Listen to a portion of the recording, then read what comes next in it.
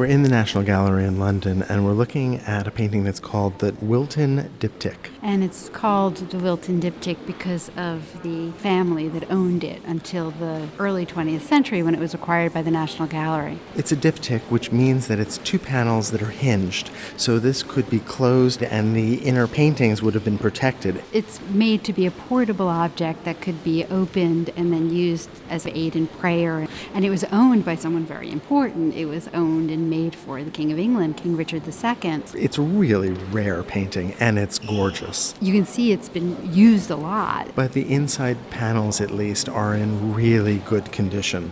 On the left, you see four figures against a broad gold ground that, if you look at very closely, has been decorated. It's been tooled. That is, a punch has been used and hammered into it to create this very fine lace-like pattern. You can see tendrils and vines, very intricate. The three men are St. Edmund on the left, St. Edward the Confessor in the middle, St. John the Baptist on the right standing, and the king himself, Richard II, kneeling. Each of these figures can be identified by their attributes. St. Edmund carrying an arrow that he was martyred with, Edward carrying a ring that's associated with a miracle that he performed, and on the right, St. John holding a lamb. And then down below, of course, the king. And he's wearing his personal emblem, a white stag or a deer on a chain of pearls. And you can see that both in the cloth that he's wearing as well as around his neck. Three of these four figures were kings of England. They all wear crowns. St. Edmund and Edward the Confessor were both especially pious kings that were made saints. Richard II is shown here very piously kneeling and looking across the diptych, where we see the scene of heaven, a sort of garden of paradise. Well, it's a crowded paradise too, and it's spectacularly beautiful. All of this is in a style that we call the International Gothic, and the figures are very elegant. So we have the Virgin Mary holding the Christ child, and then surrounding those two figures is this wonderful group of angels. One art historian has suggested that there are 11 angels because Richard II was 11 when he became the King of England. So let's go back to the king and what's happening, because we have the Virgin Mary holding the Christ child, holding up his foot as though to show us where the nails will go during the crucifixion. Christ pulls away from her toward the king.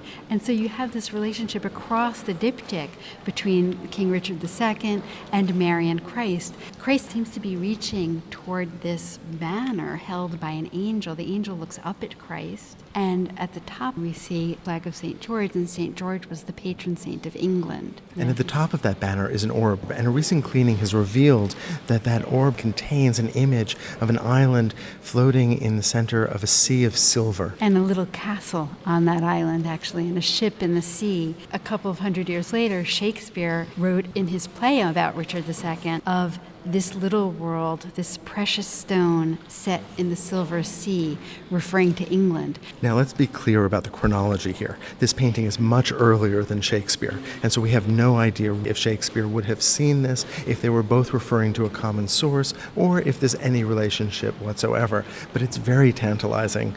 The idea of the king getting his right to rule from the Virgin Mary and from Christ, this divine right to rule England. Well, look who Richard II has had himself flanked by. Kings that represent a kind of piety, a kind of religious precedent that he is modeling himself on. And of course, a special relationship not only with the Virgin Mary, but also with John the Baptist. In each, the inner panels, figures glance towards the other. They are interacting even though they exist in separate worlds, in separate realms. And Richard's presence can really be felt in the right panel. Each of those figures, with the exception of Christ, is adorned by the emblem of Richard II, and you can see that white stag on the left breast of each of those angels. There is this divine right that is being expressed. His authority comes directly from heaven. But it's also as if the angels are somehow part of his court or his retinue. Absolutely. The entire painting is just fabulously decorative. Not only do you have this wonderful garden below, but look at the angel's wings. And if you look very closely at the gold halo around Christ, you can see that the artist scratched in a motif of the crown of thorns. So both in the way that Mary holds out Christ's foot and in that reference to the crown of thorns, we have the idea of salvation through Christ's sacrifice on the cross. There's also a tremendous contrast that's drawn between the violence of the crown of thorns and the crown that the angels wear, crowns of rose blossoms. It's just a spectacular painting. Let's take a look at the exterior panels. These are large and simpler images.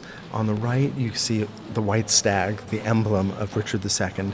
You can see that the stag has around his neck a crown, and then hanging from that is a chain. And look at those antlers that have almost disappeared against the gold ground, but are tooled differently so that you can just make them out. And he's in a field of flowers and rosemary, which was also part of his personal emblem. On this opposite panel, you have the emblems of France, of England. France, you can see the fleur-de-lis. England, you can just barely make out what had once been a stack of 3 lions. And you can see that on the right side of the shield. On the left side, you can see a cross with 5 birds. And then there's a lion above that. Yeah, the outside panels have not survived as well as the inside panels, which makes sense. Well, they were meant to protect the inside, and they've done a good job. This is painted with so much ultramarine blue, which would have been such an expensive paint to use, and so much gold here. The entire object feels precious. It feels like a gem.